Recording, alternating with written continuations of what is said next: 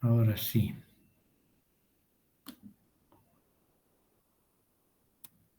¿Se ve la pantalla? Sí, doctor. Bueno, ahora sí. Ya no tenemos problema. Empezamos con el tema, ¿no? Vamos a hablar hoy día de cardiopatía isquémica, siempre con un preámbulo de la patología de base, que es la aterosclerosis, ¿sí?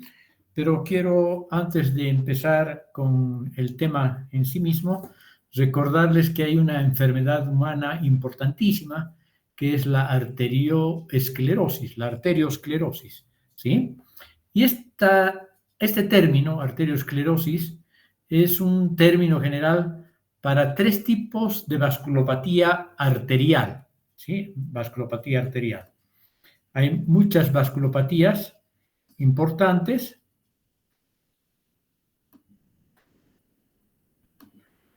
y estas tres patologías que en conjunto se denominan arteriosclerosis son las siguientes. La arteriosclerosis de Monckeberg, que se llama también esclerosis calcificante de la túnica media de las arterias y que generalmente compromete a las arterias de mediano calibre. La arteriolosclerosis, que se caracteriza por un compromiso de la íntima de los pequeños vasitos, sobre todo de las arteriolas, como su nombre lo dice, y la aterosclerosis, cuya lesión anatómica fundamental es la placa aterosclerótica o ateroma, ¿no? El ateroma. Y también compromete la íntima. La arteriosclerosis de Monckeberg es una variedad de arteriosclerosis que compromete la media y este hecho anatómico es tan trascendente que tiene poca importancia clínico-patológica, la arteriosclerosis de Monckeberg, porque no compromete la íntima, ¿sí? Y se caracteriza por calcificaciones en forma de anillo de las paredes arteriales, de la capa muscular sobre todo, porque compromete las arterias de mediano calibre, ¿sí? Y entonces tienen una apariencia en tallo de tubería y puede, obviamente, coexistir con las otras variedades de arteriosclerosis, ya sea con una arteriolosclerosis o con una aterosclerosis, ¿sí? Estas otras dos son clínicamente más importantes, la arteriolosclerosis y la aterosclerosis, ¿sí?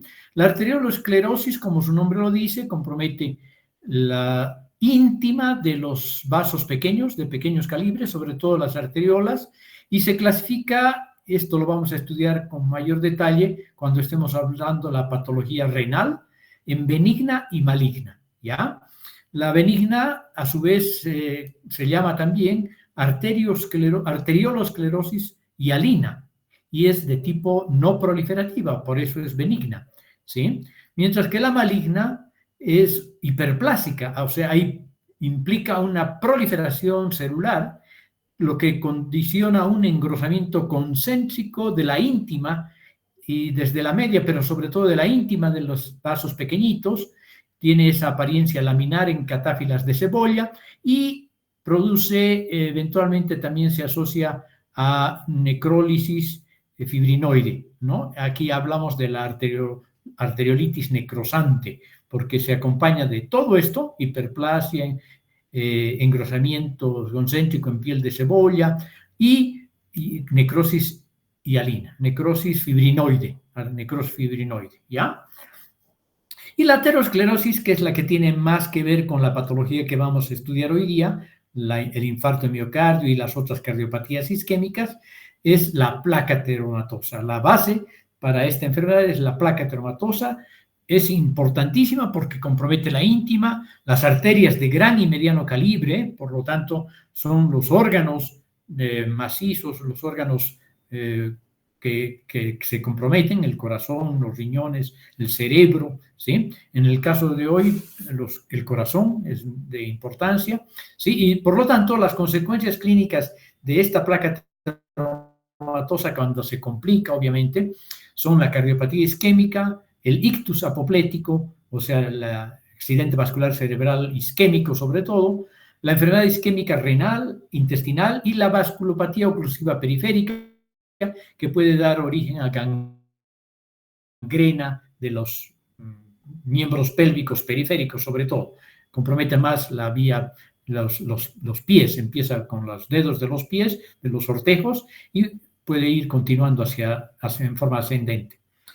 Su patogenia, su etiopatogenia en realidad es incierta, pero se ha descubierto que tiene un factor múltiple en su origen, ¿sí? O sea, es multifactorial.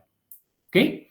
Entonces, la aterosclerosis, que es la patología relacionada con la cardiopatía isquémica que vamos a ver hoy, es la más frecuente e importante enfermedad arterial, ¿sí? Y por lo tanto, probablemente la más frecuente e importante enfermedad humana o que está de fondo, de base para las enfermedades humanas.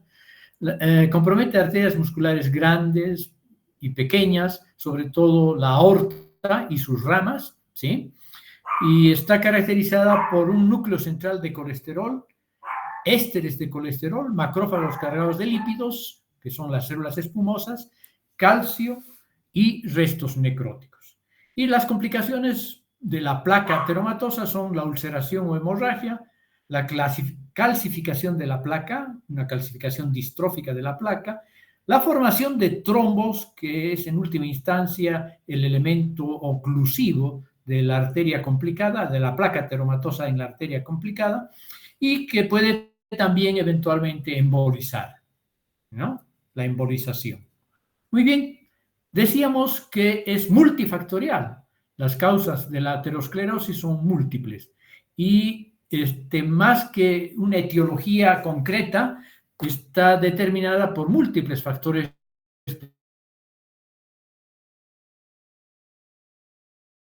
de riesgo. Entre los y que son menos determinantes, diríamos, que estos factores modificables y constitucionales o no modificables. ¿Sí? Tenemos entonces entre los modificables los 4 principales: la dislipidemia, la hipercolesterolemia y todas esas dislipidemias, la hipertensión arterial sistémica, ¿no? La diabetes mellitus y el hábito tabáquico, el hábito de fumar. Estos son importantísimos factores de riesgo, los más importantes factores de riesgo, pero son modificables porque el individuo puede controlar, claro, con el apoyo médico en general en nuestra época, su dislipidemia, su hipertensión, su diabetes, y obviamente puede dejar de fumar. Por eso son modificables.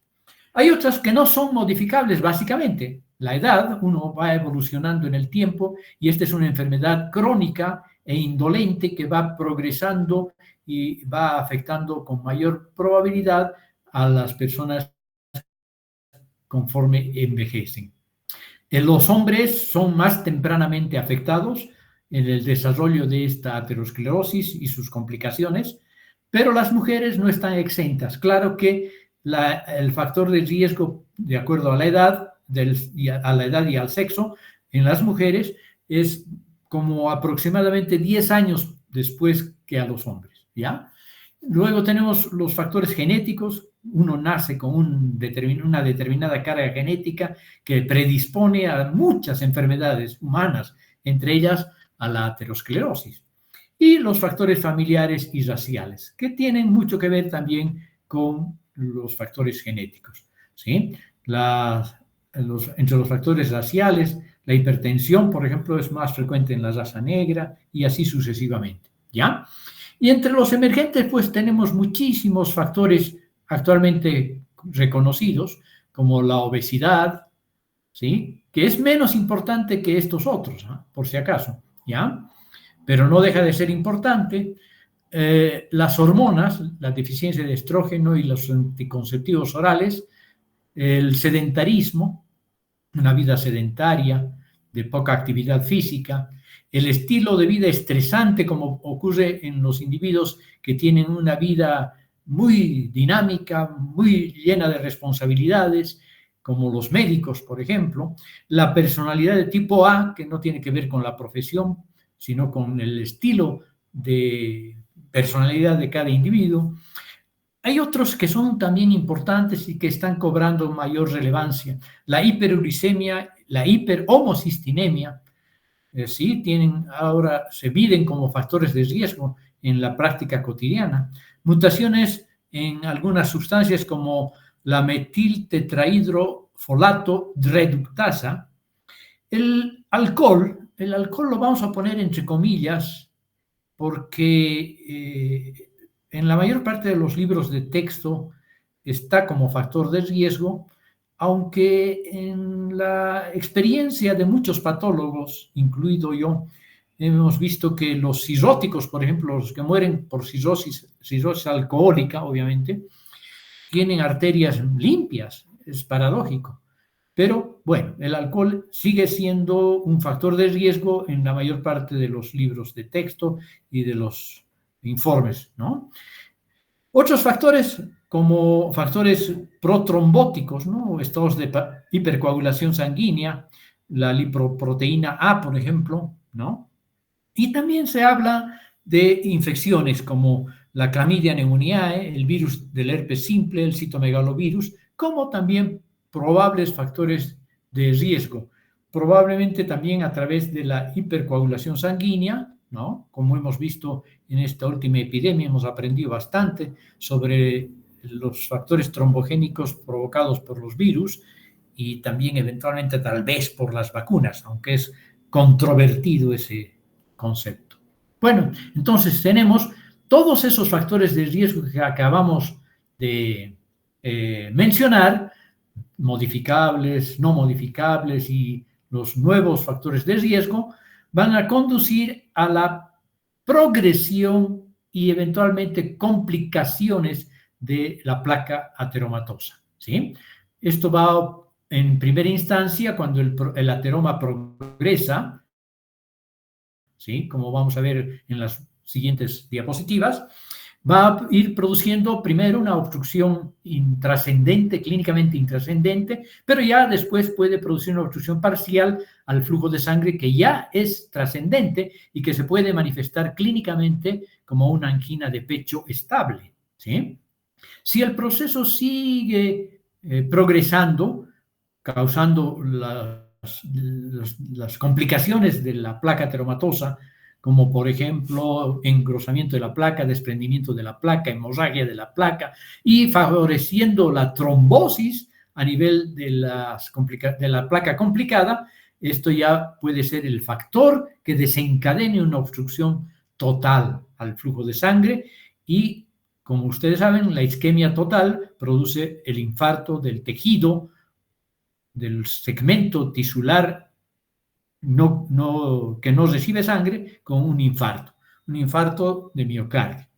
Y las complicaciones posteriores del infarto, que vamos a ver muchas, son la insuficiencia ventricular izquierda, la regla. Pero esta es una complicación crónica. Si el individuo sobrevive al infarto, la probable complicación más importante y frecuente es la insuficiencia ventricular izquierda, que como ustedes saben va a condicionar a su vez muchos otros procesos patológicos. El que más importantemente podríamos mencionar es la hipertensión pulmonar, por ejemplo, y hacia adelante la insuficiencia renal crónica. ¿Sí? Muy bien, aquí tenemos algunas imágenes de placas de ateroma. Miren, en esta radiografía con contraste podemos ver cuán ocupada está la luz de esta arteria por esta placa de ateroma, que aquí se ve como si fuera un efecto vacío, ¿no? Y aquí tenemos otra zona estenosada, que hasta en un 70%. Las estenosis de las placas ateromatosas, bueno, el crecimiento de la placa ateromatosa puede ser asimétrico o puede ser simétrico, ¿sí? Aquí, por ejemplo, aparece ser simétrico. Y en este ejemplo es asimétrico. En general, los ateromas que crecen polarizados a un solo lado van a provocar una mínima o a veces ninguna disminución de la luz de la arteria. Por lo tanto, no se van a poder ver en la coronariografía y, sin embargo, pueden complicarse posteriormente y producir un accidente vascular isquémico, ¿no? Este tipo de placas ateromatosas asimétricas, no envolventes, no perimetrales, responden mejor al tratamiento vasodilatador, ¿ya? Porque toda esta parte de la pared está sana, mientras que esta no responde a los vasodilatadores, ¿sí? De todos modos, a la larga puede irse complicando.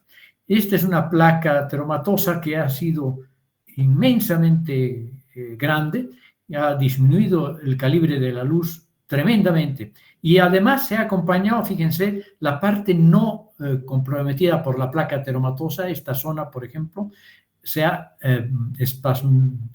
sufrido un espasmo vascular, lo que contribuye, obviamente, como vemos en este ejemplo real, verídico, a disminuir más aún el calibre de la arteria, ¿no? La luz de la arteria. Esto puedo borrar. Bueno, y aquí tenemos entonces dos tipos de presencias de las placas ateromatosas, la asimétrica y la simétrica y circunferencial. Esta circunferencial es más problemática porque va provocando más rápidamente disminución del calibre luminal y además no responde a la terapia con vasodilatadores, ¿sí? Por ejemplo. Y aquí tenemos una serie de imágenes donde vemos trombos, donde vemos la placa ateromatosa y la formación de trombos con activación plaquetaria, en fin, ¿no? Aquí tenemos las consecuencias, un infarto agudo de miocardio, un infarto crónico un infarto agudo, pero que ha sobrevivido y que ha formado como complicación un aneurisma ventricular. Aquí tenemos otro infarto casi transmural, aquí transmural el infarto de miocardio. Bien, hablábamos de que la patogenia del infarto de miocardio es desconocida, ¿sí? Existen 4 hipótesis importantes: la trombogénica, la de la proliferación clonal, la de la insudación lipídica y una cuarta que es la importante porque resume las otras 3, ¿sí? Y además incrementa un fenómeno inflamatorio a el proceso de iniciación, progresión y complicaciones de la placa ateromatosa, ¿sí? La trombogénica está en relación a que favorezca la concentración de trombocitos, o sea, de plaquetas en el sitio, que a su vez se activan y van favoreciendo la disfunción endotelial, en fin. La proliferación clonal está en relación con uno de los eventos más importantes de la placa ateromatosa, que es la proliferación de células musculares que migran desde la media y que también proliferan en la mioíntima. Y la insudación lipídica, que es tal vez el evento fundamental, incipiente o inicial para la formación de la placa ateromatosa. Pues todas estas hipótesis están resumidas y amplificadas, si se quiere, en la respuesta, en la hipótesis de la respuesta a la lesión. Porque aquí ya hay un fenómeno proliferativo de insudación lipídica, favorece la trombogénesis, etcétera, etcétera. Y aquí también parecería que tiene una importante función en la patogenia de la respuesta a la lesión, las infecciones por clamidia, ¿ya? ¿Y cuáles son los acontecimientos? Aquí tenemos un pensamiento actual. Quiero que sigan esta diapositiva lenta y paulatinamente, porque aquí nos vamos a adentrar realmente en la patogenia de la formación, la iniciación, la formación y las complicaciones de la placa ateromatosa, ¿sí? Entonces, esta es una respuesta, esta es la teoría de la respuesta a la lesión desarrollada, diríamos, ¿no? Aquí tenemos un acontecimiento inicial indispensable, la disfunción endotelial. Fíjense que estoy hablando, y en términos médicos es mejor separar lo que es la lesión endotelial de la disfunción endotelial. En la clase anterior habíamos dicho que hay factores que favorecen la trombosis, como la lesión endotelial, los estados de hipercoagulación sanguínea y las alteraciones del flujo luminal, ¿no? Ahora no estamos hablando de la lesión endotelial en sí como una herida del endotelio, sino estamos hablando como una alteración en la permeabilidad que protege que el endotelio. El endotelio es un gran protector de la permeabilidad vascular. Evita que los componentes de la sangre salgan hacia la pared arterial y hacia el intersticio, ¿no? Pero cuando hay una disfunción endotelial, esta permeabilidad se incrementa. Hay un aumento de la permeabilidad que puede puede haber sido determinada por múltiples factores, entre los cuales estamos aquí hablando justamente de los factores de riesgo: hipercolesterolemia, lesión mecánica, hipertensión arterial, mecanismos inmunitarios, toxinas, clamidias, virus y muchos otros agentes infecciosos. Pueden provocar disfunción endotelial, ¿sí? Bueno, este es entonces el evento inicial, la disfunción endotelial. Bueno, esto va a ir provocando una progresión paulatina del endotelio y, por lo tanto, va a ir provocando la entrada paulatina, a veces muy indolente, de células de la sangre, monocitos, de lípidos al subendotelio, con adhesión y agregación plaquetaria a veces, ¿sí? Y estas plaquetas que se agregan y los monocitos que se transforman en macrófagos a nivel del subendotelio y los lípidos que también actúan como cuerpo extraño van a producir una serie de factores mitógenos que favorecen entonces la llegada de otros componentes que van a ir formando la placa, ¿sí? Entre los factores mitógenos tenemos los factores de crecimiento, por ejemplo, los derivados de la plaqueta, los factores de crecimiento fibroblástico, el factor de crecimiento endotelial, el factor de crecimiento transformador beta, etcétera, ¿no? Estos factores liberados por las plaquetas y los monocitos activados van a inducir una proliferación, una migración, ¿no? Una migración y una proliferación mitótica de células musculares lisas de la túnica media hacia la íntima, o también la producción de proteínas de la matriz del tejido conjuntivo, ¿no? Fibras colágenas, fibras elásticas, glucosaminoglucanos, o sea, protoglucanos, y otros agentes proteicos fibrilares que van a formar parte de esa placa teromatosa que va a irse desarrollando al principio intrascendentemente y posteriormente trascendente y clínicamente manifiestas, ¿sí? Entonces, estos monocitos y estas células musculares que han empezado a llenar la íntima del vaso sanguíneo, ¿sí?, van a englobar los lípidos que han podido insudarse desde la sangre hacia la subíntima. Y entonces van a ir contribuyendo al depósito de lípidos. Estos lípidos fagocitados van a producir las células espumosas, ¿no? Tanto las células musculares lisas como los monocitos pueden fagocitar estos lípidos que han sido insudados a través del endotelio y se van a formar las células espumosas, encerrando también a lípidos sueltos, lípidos libres en la túnica íntima del endotelio, o sea, en la íntima de los vasos sanguíneos comprometidos, ¿no? Bueno, la conversión entonces de monocitos y células musculares lisas está mediada por receptores específicos. Esta conversión en células, una especie de células miofibroblásticas, porque no solo son células contráctiles, sino que se transforman incluso fenotípicamente en parecidos a fibroblastos, de tal modo que pueden producir estos factores de la matriz, estos elementos de la matriz extracelular, como colágeno, por ejemplo, ¿no? Entonces, estos se transforman en una especie de miofibroblastos. ¿Y cómo lo hacen? A través de receptores específicos, ¿sí? Estos receptores de lipoproteínas de muy baja densidad, el factor migratorio beta y el receptor carroñero que reconoce las lipoproteínas de baja densidad modificadas, ¿sí? Muy bien, y entonces tenemos este algoritmo. Siempre hablamos de factores de riesgo, no de un causal exclusivo, ¿no?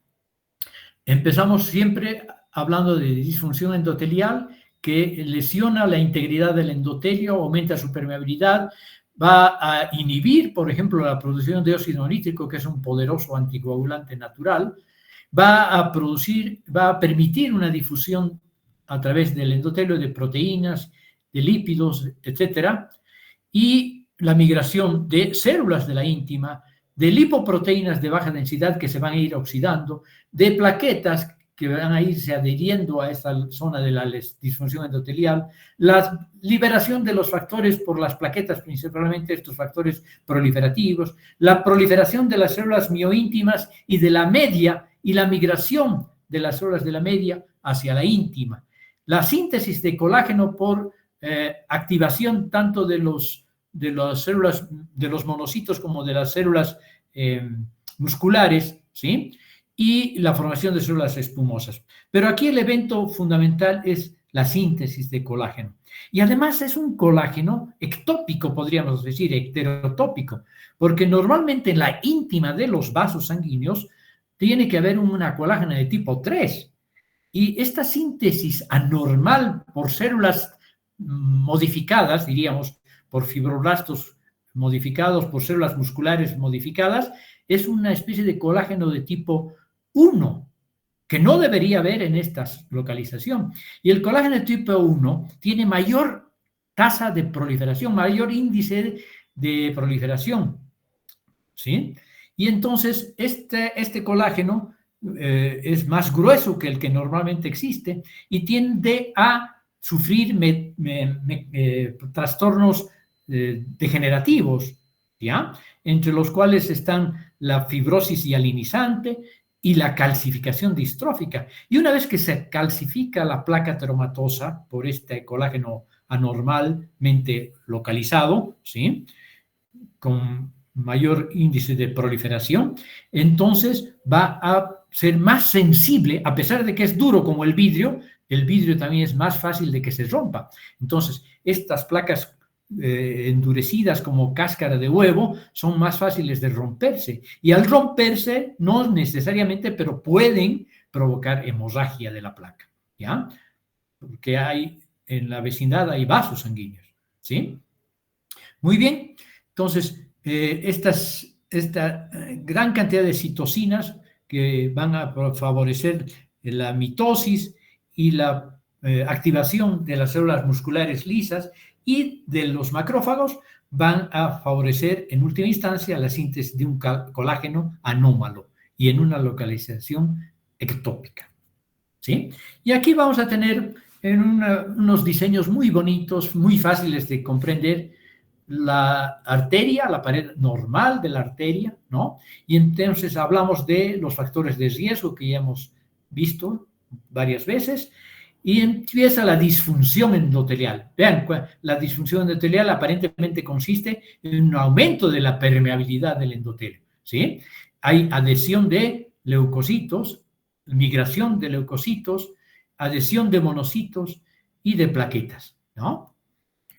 Luego, ya una vez que progresa el proceso, hay migración de células musculares desde la muscular de la media hacia la íntima, hay proliferación de macrófagos que han migrado de la sangre a la íntima, y miren, la íntima está engrosándose paulatinamente, se va engrosando, se está empezando a formar ya, a constituir la placa ateromatosa, ¿sí? Las plaquetas están en la sangre todavía, pero están en la vecindad y están favoreciendo la activación de estas células y de estas células, ¿ya? Entonces, estos macrófagos activados van a fagocitar lípidos, lo mismo que las células musculares lisas fagocitadas, y todo esto puede ser colaborado con la presencia de los linfocitos cooperadores también, ¿ok? Entonces, ya se van a ver en la luz arterial a nivel de la pared las estrías lipídicas, ¿sí? Las estrías lipídicas, ¿ok? Entonces, conforme progresa el proceso, ya no es solamente una estría lipídica, sino se forma un ateroma fibrolipídico, que está formado por detritos lípidos, grasa depositada, lipoproteínas, colesterol principalmente, un manto de colesterol, de fibras colágenas, otro manto de fibras musculares lisas activadas y modificadas, pero aquí todavía, puesto que hay este manto, esta especie de cápsula que está circunscribiendo a las células espumosas y a estos detritos de colesterol, esta placa se puede considerar que está estable, no está sufriendo modificaciones durante mucho tiempo, es una placa estable, que si crece mucho, claro, puede ya ser causante de una angina de pecho, estable, ¿no? Pero esto se mantiene durante un buen tiempo, pero ya empieza el problema cuando el aumento de la placa, del tamaño de la placa empieza a sufrir complicaciones, ¿no? Por una parte puede estenosar la luz de alguna manera que ya puede provocar manifestaciones clínicas, angina de pecho, o puede complicarse al desestabilizarse. Les había mencionado que aquí está estable, pero cuando se rompen esta especie de cápsula muscular y fibrosa, entonces se desestabiliza la placa y empiezan las complicaciones, que ya hemos mencionado también: rotura de la placa, hemorragia de la placa, trombosis. La trombosis, hasta puede haber también un poco de embolismo, tromboembolismo, ¿sí? La rotura de la placa puede provocar también desprendimientos de fragmentos de la placa que van a provocar embolias de la placa, ¿sí? Placas embolizadas hacia una arteria de un poco menor calibre que pueden provocar también oclusión, ¿sí? Entonces, aparte de la estenosis, cuando hay complicaciones graves, sobreviene la trombosis, que cuando es oclusiva va a producir obstrucción total del lumen y obviamente isquemia. Y la consecuencia, el infarto de miocardio. No voy a explicar esto, pero solo quiero, esto tienen ustedes en su libro de texto, vean cómo participan todas las células musculares que participan en la formación o son partes, componentes de la placa, o por lo menos activan los mecanismos proinflamatorios y proliferativos para la formación de la placa. En el centro está la célula muscular lisa, pero que también participan los macrófagos con una serie de productos que los vamos a llamar citoquinas en términos generales, o linfoquinas, o lo que quieran. Las plaquetas con sus factores de proliferación, el plasma. En el plasma también hay factores como la angiotensina, las lipoproteínas de baja densidad, que son las que se van a insudar. La célula endotelial también, al activarse, puede provocar múltiples factores proliferativos y quimiotácticos, ¿no? Y todo esto puede ser, en cierto modo, mantenido por la estimulación de los linfocitos T, sobre todo cooperadores, ¿no? Y aquí tenemos entonces una placa que al principio es solo con el microscopio electrónico visible y que posteriormente puede irse complicando hasta progresar y producir obstrucción de toda la luz del vaso sanguíneo. ¿Sí? Aquí, por ejemplo, tenemos una placa aterosclerótica rota, se ha roto y ha provocado una hemorragia interplaca, ¿no? No vemos toda la placa, pero esta hemorragia está dentro de la placa. Aquí tenemos una placa ateromatosa que se ha desprendido y ha provocado un émbolo a nivel de las arterias renales, ¿sí? Con rotura de la placa por el ateroma. Y aquí tenemos unas arteriolas encargadas de irrigar la musculatura esquelética con numerosos tromboémbolos procedentes de placas de ateromas rotos, ¿ya? Pueden haber componentes de la placa, además de tromboémbolos, ¿no? Y así es como evoluciona macroscópicamente desde una mancha lipídica hasta placas fibrolipídicas, posteriormente placas calcificadas, rotas, ulceradas y complicadas, ¿no? Miren aquí estas placas en la aorta abdominal distal con úlceras grandes. Obviamente aquí se ha producido trombosis. Lo mismo aquí, ha habido una hemorragia de la placa y las consecuencias, la isquemia, que puede provocar infarto agudo de miocardio, accidente vascular cerebral isquémico o, como en este caso, gangrena distal, ¿no? Periférico. Aquí tenemos el infarto de miocardio y aquí tenemos una placa de ateroma que ha provocado un infarto cerebral. ¿Ok? Bueno, entonces, en resumidas cuentas, la aterosclerosis está subyaciendo a múltiples patologías isquémicas humanas, ¿no? Y origina, en términos clínicos, la mitad de las muertes que se producen en el mundo. ¿Por qué? Porque va a complicarse con estas manifestaciones. Infarto de miocardio, aneurismas que pueden romperse también, accidentes vasculares cerebrales isquémicos o hemorrágicos, porque la placa ateromatosa en el cerebro, también a nivel sobre todo del polígono de Willis, se puede romper la placa ateromatosa, porque es una placa dura, rígida, pero frágil. Ya les he explicado lo de la cáscara de huevo o lo del vidrio, que es más dura que la pared normal, arterial, pero más frágil también. O puede producir gangrena, como en el ejemplo del miembro pélvico, ¿sí? O puede producir infarto mesentérico cuando hay una trombosis o tromboembolismo mesentérico. Y muchos otros sitios pueden ser comprometidos, como los riñones y otros órganos. Los pulmones rara vez porque la presión hidrostática de la circulación pulmonar es menor, ¿no? Bueno, entonces, ahora sí vamos a entrar a la segunda parte del tema, que es la cardiopatía isquémica. La cardiopatía isquémica, que es frecuente en Estados Unidos y Europa, pero ya está globalizada esta patología, ¿no? Tiene mayor frecuencia en Europa y Estados Unidos, todavía sí, pero como les digo, ya es una entidad globalizada. No crean ustedes que porque pertenecemos a un país subdesarrollado no tenemos cardiopatía isquémica. Es siempre una de las principales causas de muerte en todo el mundo, ¿sí? Y obviamente el 80% de las muertes atribuidas a una cardiopatía son isquémicas, de tipo isquémico, ¿no? Menos frecuentemente son las valvulopatías, las miocardiopatías, la cardiopatía hipertensiva, que también puede ser un factor de riesgo, ¿no? Obviamente. ¿Y cuáles son las consecuencias principales? ¿A qué llamamos en realidad cardiopatía isquémica? Angina de pecho, infarto de miocardio, insuficiencia cardíaca congestiva o muerte súbita. Esas son las 4 variedades de cardiopatías isquémicas, ¿no? A su vez, la angina de pecho puede clasificarse en estable, variable e inestable, ¿sí? La estable se caracteriza clínicamente por los episodios repetidos de dolor precedidos por ejercicio, o sea, se deben a ejercicio. ¿Cuándo se produce esto? Cuando la luz está reducida en un 75% de su calibre. ¿Cuál es la causa más frecuente de angina estable? La progresión de la aterosclerosis, de la placa ateromatosa a nivel de la coronaria, ¿sí? Cuando ya ha ocluido esta placa ateromatosa, ha sido suficientemente grande como para reducir en un 75% la luz de la arteria coronaria afectada, entonces puede haber una angina de pecho estable.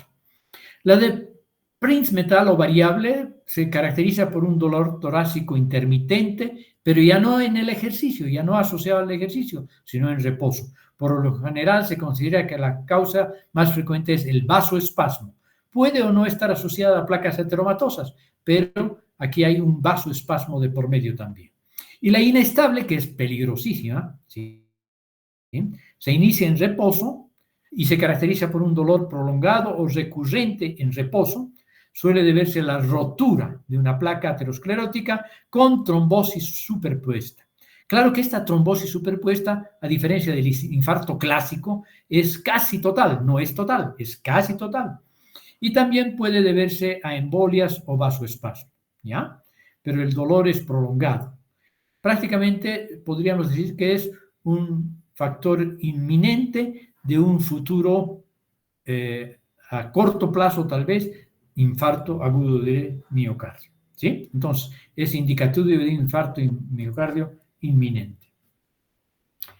El infarto de miocardio, ¿qué es al final? Un foco aislado de necrosis isquémica, o sea, de tipo coagulativo del corazón, ¿sí? Está relacionado a la cantidad y la gravedad del infarto, están relacionadas con la duración de la isquemia por oclusión coronaria y el metabolismo basal del tejido isquémico, ¿sí? En los miocardios hipertróficos, por ejemplo, que demandan más sangre, es más fácil que se produzca una isquemia, incluso en menor tiempo que en un miocardio que no tiene una patología previa, ¿sí?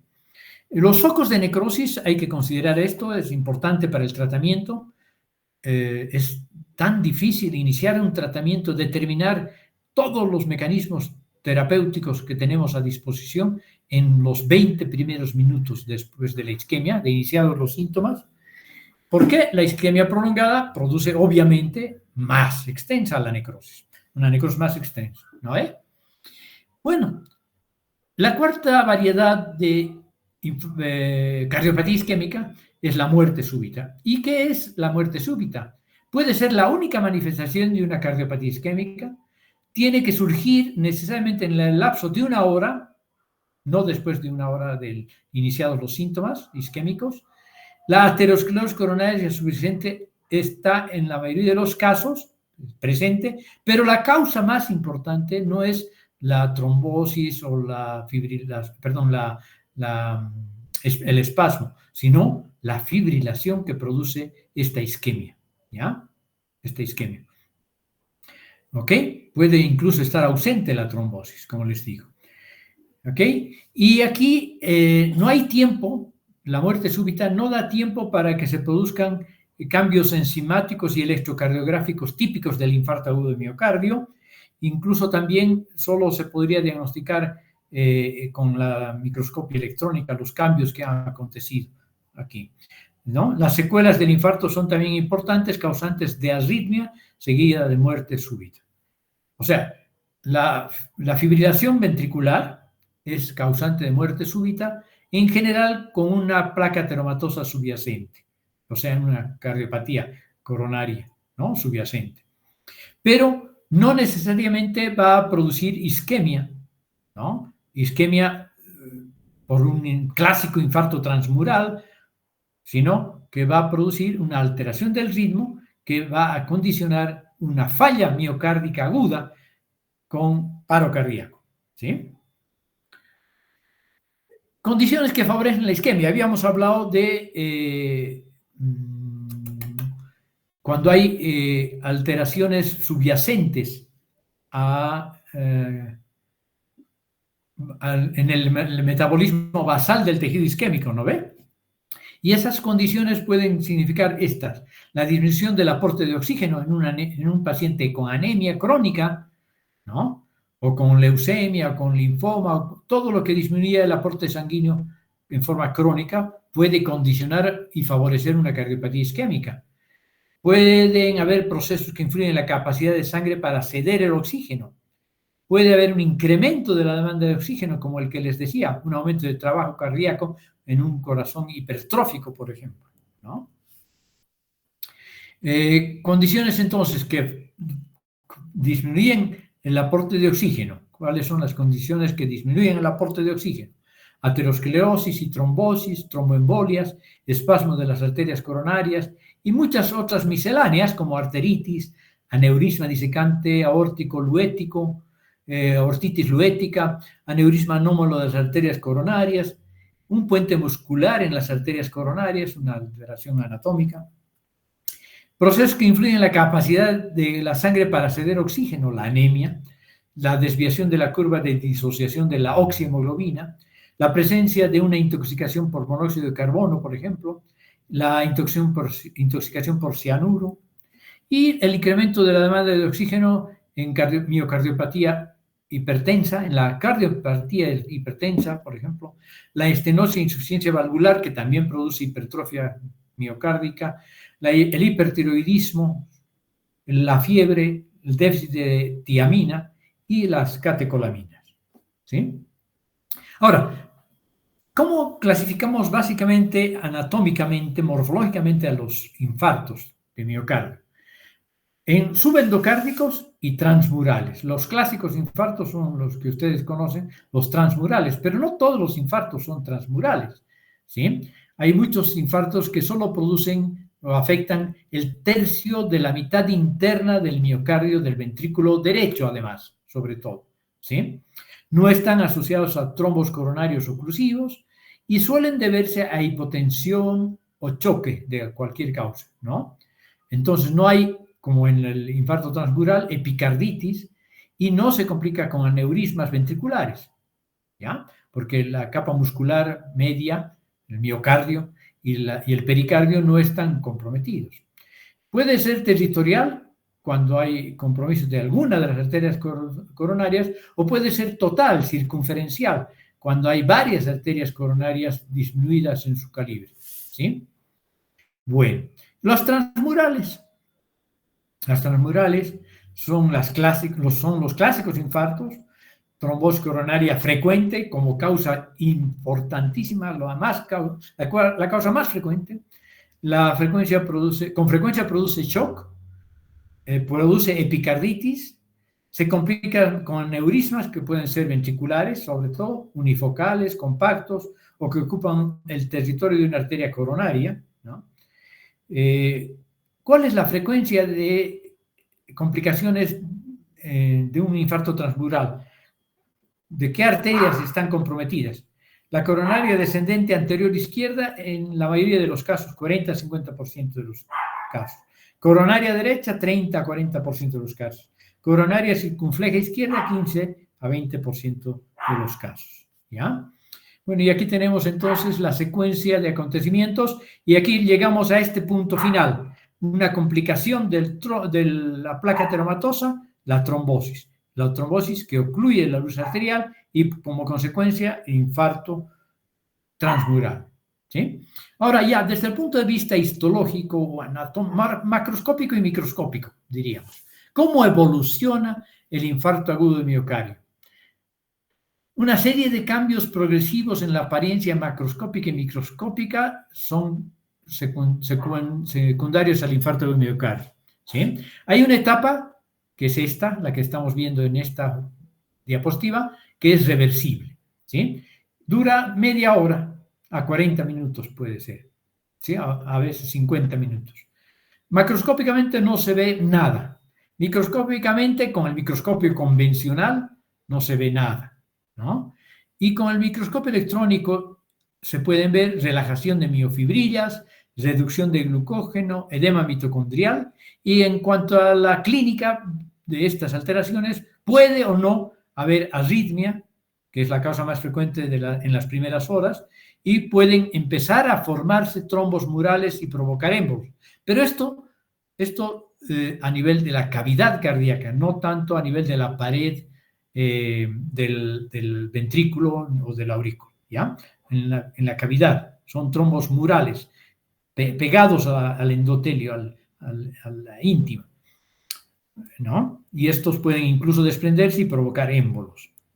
Pero ya una vez que pasa la media hora a 4 horas, macroscópicamente no vemos gran cosa, prácticamente nada, pero microscópicamente vemos algunas alteraciones. Entre las más relevantes, la ondulación variable de las fibras en el borde de congestión vascular que está localizado en el perímetro de las lesiones después de las primeras horas. ¿Sí? Y aquí también ya hay pérdidas de enzimas oxidativas y en la clínica, en el microscopio electrónico, mejor dicho, podemos ver roturas del sarcolema y las famosas densidades amorfas mitocondriales. Esto no está relacionado con la correlación clínica, está relacionado con el microscopio electrónico. Aquí faltaba poner microscopio electrónico o correlación clínica, ¿ya? Entonces, con el microscopio electrónico podemos ver realmente rotura de la membrana celular, de los miocitos cardíacos y densidades amorfas mitocondriales. Conforme va avanzando el infarto, 4 a 12 horas, ya podemos ver un moteado oscuro macroscópicamente, ya empezamos a ver necrosis de coagulación temprana, edema y hemorragia en la micro convencional, microscopio óptico. 12 a 24 horas, ligera inflamación y cambio de color. Aquí ya empiezan a meterse, además de la necrosis de coagulación en curso, que se manifiesta por pignosis de los núcleos de los miocitos cardíacos, hay hipereosinofilia del citoplasma, hay necrosis en bandas de contracción a nivel marginal y empieza a haber el infiltrado de neutrófilos. 1 a 3 días ya el infiltrado de neutrófilos es importante, ¿ya? El moteado en la macroscopia se ve un moteado con centro de infarto color amarillo tostado, ¿ya? Luego ya viene la necrosis por coagulación, ya se ve fácilmente. Hay pérdida de núcleos, se ven sombras nada más del citoplasma. Y estriaciones, brusco infiltrado intersticial de neutrófilos. Lo que les decía, esto es lo más característico, el infiltrado intersticial de neutrófilos, ¿ya? Y esto no quiere decir que sea un proceso infeccioso, aunque parecería una enfermedad inflamatoria aguda, en realidad este infiltrado es secundario a la necrosis, ¿ya? Y aquí ya podemos en la clínica, ahora sí en la clínica, percibir un frote pericárdico, porque en los infartos transmurales, como hemos visto, hay pericarditis, ¿no? Y es generalmente de tipo fibrinosa. 3 a 7 días, el borde del infarto es hiperémico, rojo, y en la parte central ablandada, friable, ¿sí? Aquí ya empieza a desintegrarse las miofibrillas muertas, hay destrucción de neutrófilos y empiezan a llegar más bien los macrófagos para fagocitar estos polimorfonucleares muertos o piocitos, ¿no? Luego tenemos aquí, esta es la fase de mayor riesgo de una complicación aguda del miocardio, que es la rotura del miocardio con pericarditis constrictiva como consecuencia. ¿Lo ve? Y así va progresando de 7 a días, el área central blanda, el borde deprimido de color rojo grisáceo, se va tornando medio violáceo. Luego tenemos fagocitos bien desarrollados, muchos macrófagos que se han fagocitado a las células muertas, y empieza a formarse un fenómeno reparativo, no regenerativo, sino reparativo. Hay tejido de granulación en los bordes, del infarto, ¿sí? Aquí puede sobrevenir una especie de miocarditis alérgica, el síndrome de Dressler, ¿no? Una pericarditis autoinmunitaria en realidad, ¿ya? Muy bien, luego va avanzando el proceso, 10 a 14 días, los bordes deprimidos del infarto, color rojo grisáceo, ¿ya? Tejido de granulación bien establecido, aquí hay una formación de tejido de granulación fibrovascularia, no solo vascular, sino fibrovascular, ¿no? Con la formación de nuevos vasos sanguíneos y depósito progresivo de colágeno. A esto le llamamos fibrovascular, ¿ok? Luego, de 2 a 8 semanas, va a ir variando, va a ir incrementándose la cicatriz, va a ir creciendo la cicatriz, ya que va tornándose de rojo grisáceo a blanquecino en forma progresiva, ¿sí? Desde los bordes hasta el centro del infarto todo se fibrosa, hay un aumento de depósito de colágeno con una celularidad reducida, ¿no? Entonces, el miocardio, el pericardio y el endocardio son reemplazados, en cierto modo, no en todo su espesor, pero en gran parte de su espesor, por tejido colágeno. Cicatriz fibrosa, ¿sí? Y ya después de 2 meses, una verdadera cicatriz colagenosa densa, más densa, hialina, ¿ya? Y aquí, este territorio, a pesar de que la colágeno es firme, dura, como ustedes saben, ¿no? Pero es más frágil al gasto cardíaco, a la participación del flujo dinámico ventricular, y esto va a producir en esta zona de debilidad, porque aunque es más firme aparentemente, es más débil también. Entonces van a producir aneurismas ventriculares en el área de la cicatriz, ¿sí? Y aquí vemos entonces justamente todo lo que hemos hablado, ¿no? Tumefación mitocondrial, aquí, relajación de miofibrillas, esto solamente con el microscopio electrónico, rotura del sarcolema, densidades amorfas, miren ustedes estas densidades amorfas que hay aquí, estos son discos intercalados, estas otras, densidades amorfas. Bueno, ya después, conforme va progresando, ¿no? Solo con unas tinciones especiales, como utilizando cloruro de trifenil tetrazoilo, se pueden ver estas fibras onduladas. Luego empieza la necrosis de coagulación y el infiltrado de neutrófilos. En fin, va progresando como hemos visto. Aquí están las ondas serpenteantes, la necrosis, los núcleos picnóticos. Esta célula, que parece normal a simple vista, tiene núcleos picnóticos. Comparen con este núcleo que no está picnótico. esta ya está sufriendo necrosis, ¿ya? Este bandeado característico.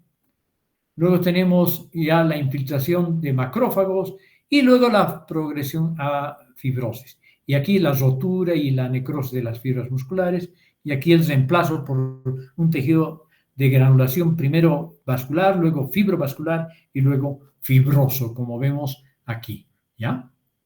Aquí vemos las mismas etapas, ¿ya? Incipiente, un poquito más avanzada, más avanzada. Aquí ya empieza a haber colágeno y aquí empieza a haber cicatriz, ¿sí? Ahora, espero que no estén cansados, ya vamos a terminar, ¿ya? Las manifestaciones clínicas, clásico, el dolor torácico que ustedes conocen, que es intenso, opresivo, ¿no? Irradiado a la izquierda, hacia la cara interna del cuello, a la cara interna del brazo izquierdo. No puede no ser tan clásico, a veces parece una gastroenteritis o parece una neumonía, ¿sí? Entonces hay que estar muy atento, no solo al dolor y a sus características, sino a otras manifestaciones como náuseas, sudoración, disnea, cuando hay choque sobre todo y disminución significativa del gasto cardíaco, puede haber hipertensión pulmonar y edema pulmonar que se manifiesta por disnea. Cambios electrocardiográficos que nos ayudan a decidir rápidamente la institución de un tratamiento eficaz y precoz que puede salvar la vida o por lo menos disminuir el tamaño del infarto. Y la elevación de las enzimas específicas, la creatinfosmoquinasa, sobre todo la de tipo MB, y actualmente las troponinas incrementadas se manifiestan más precozmente y duran más elevadas en el plasma, ¿no? ¿Y cuáles son las complicaciones clínicas? Muerte súbita, 25%, riesgo de muerte en el primer mes, 7 a 10%, complicaciones tardías, que son múltiples, ya vamos a ver, y el tratamiento precoz mejora sustancialmente el pronóstico. Entonces, podríamos dividir a las complicaciones en inmediatas o agudas o mediáticas, crónicas, diríamos, ¿no? Las arritmias son fundamentales, no solo en la muerte súbita, sino también en la muerte después de que el paciente aparentemente se está estabilizando, puede haber una arritmia y morirse el paciente. Puede haber una insuficiencia cardíaca congestiva aguda, ¿sí? Como secundario generalmente a un choque cardiogénico, ¿sí? Cuando el 40% del miocardio de una de las cavidades cardíacas está infartado, sobre todo la izquierda, que es más frecuente. O puede haber una rotura ventricular con una pericarditis y una pericarditis constrictiva, un hemopericardio, o un cortocircuito de izquierda a derecha, ¿ya? Esto es más raro, pero estas sí son frecuentes complicaciones inmediatas del infarto. La insuficiencia mitral grave por rotura del músculo papilar, la pericarditis fibrinosa, la trombosis mural con embolización periférica, el aneurisma ventricular, el infarto repetición, o sea, volver a tener otros infartos y con mayor extensión del mismo. Estas son complicaciones crónicas. Y como les decía hace un rato, la principal, la insuficiencia cardíaca, ya no aguda, la insuficiencia cardíaca congestiva crónica, sobre todo si el infarto es ventricular izquierdo, que es el más frecuente. Aquí tenemos una imagen para que sepan lo que es un aneurisma ventricular izquierdo, no me salía la palabra, un aneurisma ventricular izquierdo. Vean cómo se ha adelgazado la pared. Aquí tenemos un poco de músculo básicamente normal, miocardio. Aquí ha desaparecido prácticamente el miocardio y ha sido reemplazado por tejido fibrocolagenoso que se ha abombado. Y eso es lo que se llama aneurisma, un abombamiento de esta porción debilitada de la pared ventricular en este caso. Ok, espero que hayan disfrutado de esta presentación de aterosclerosis e infarto agudo de miocardio, ¿no?